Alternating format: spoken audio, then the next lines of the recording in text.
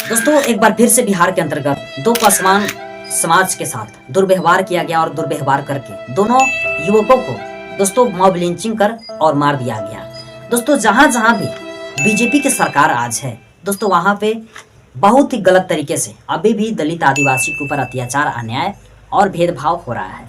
दोस्तों जहां कहीं भी देखिए तो दलित आदिवासी ही मारे जा रहे हैं, दलित आदिवासी ही दबे कुचले जा रहे हैं। आज क्या भारत देश में दलित होना क्या गुनाह है, या फिर आदिवासी होना गुनाह है, या फिर मुस्लिम होना भी गुनाह है? दोस्तों ज़्यादातर इन तीनों लोगों को ऊपर ज़्यादातर दबाव बनाया जा रहा है और इस तरीके से हरकत किया जा रहा है। अब आइए जानते हैं विस्तार रूप से कि आखिर बिहार के अंतर्गत इस तरीके से क्यों बार बार होता जा रहा है। दोस्तों ये नालंदा की धरती पर इंसाफ की लड़ाई जारी है। ये भीम आर्मी एवं आजाद समाज पार्टी के बड़े बड़े प्रदेश लेवल के नेता पहुंचे हुए हैं और देखिए किस तरीके से पहुंचकर लोगों को न्याय दिलाने के लिए लोग आगे आ चुके हैं। जो कि प्रदेश अध्यक्ष अमरज्योति पासवान जी वहाँ पे पहुंचकर और लोगों से जानकारी लिया और लोगों से बात विचार भी किए कि आखिरकार मामला क्या है और किस तरीके से लोगों के ऊपर अत्याचार किया जा रहा है। जहाँ भी अत्याचार अन्याय होती है वहाँ भीम आर्मी और आजाद समाज पार्टी के लोग पहुँचते हैं और साथ ही साथ देखिए कि गोल्डन दास भी पहुँचे हैं। गोल्डन दास भी न्याय दिलाने के लिए बात कह रहे हैं और उन्होंने बोला कि मैं जो वादा करता हूँ वो निभाता हूँ और निभाऊंगा भी। लेकिन इन लोगों के पास सरकार नहीं है, भीम आर्मी और आजाद समाज पार्टी और साथ ही साथ गोल्डन दास जी के पास। अगर इन लोगों के पास सरकार होती तो आज 100% नहीं 110% पूरे भारत देश में संविधान लागू होता। संविधान पूर्ण रूप से भारत देश के अंतर्गत लागू नहीं है, इसी की वजह से आज लोगों को मॉब लिंचिंग करके मार दिया जा रहा है। क्योंकि अगर कहीं संविधान में कानून दिया गया है मजबूत तो वो है दलित आदिवासी के लिए मजबूत कानून दिया गया है। अगर संविधान आज नहीं होता तो हमें लगता है कि मॉब लिंचिंग नहीं, सड़क पर दौड़ा दौड़ा कर मार दिया जाता। दोस्तों आइए जानते हैं पीड़ित ट्वीट किए हैं अमरज्योति पासवान जी। पीड़ित परिवारों से मिलकर उनका दर्द साझा किया गया।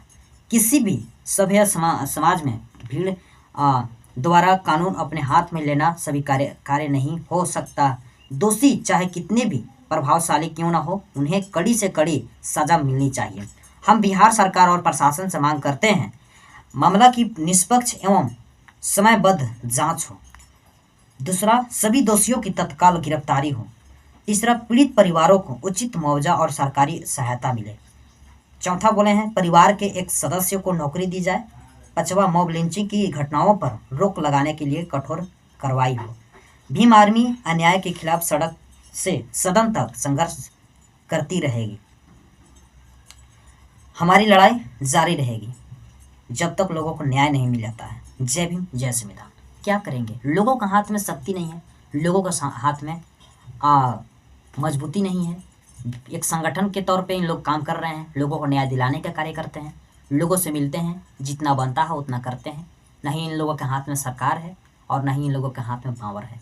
अगर जिस दिन भीम आर्मी और आजाद समाज पार्टी के अंतर्गत अगर पावर आ गई तो हमें लगता है कि जिस तरीके से तमिलनाडु के अंतर्गत अभी विजय थालापति जी कार्य कर रहे हैं उसी तरीके से सेम तमाम ऐसे भारत देश के हर कोने कोने क्षेत्र में आजाद समाज पार्टी और भीम आर्मी के लोग 100% नहीं 110% कानून लागू करवाने का प्रयास करेंगे।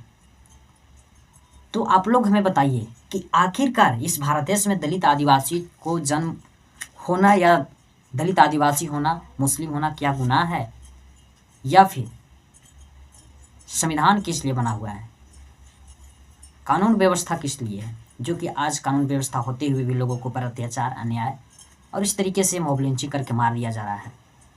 ज़रा आप लोग बताइए।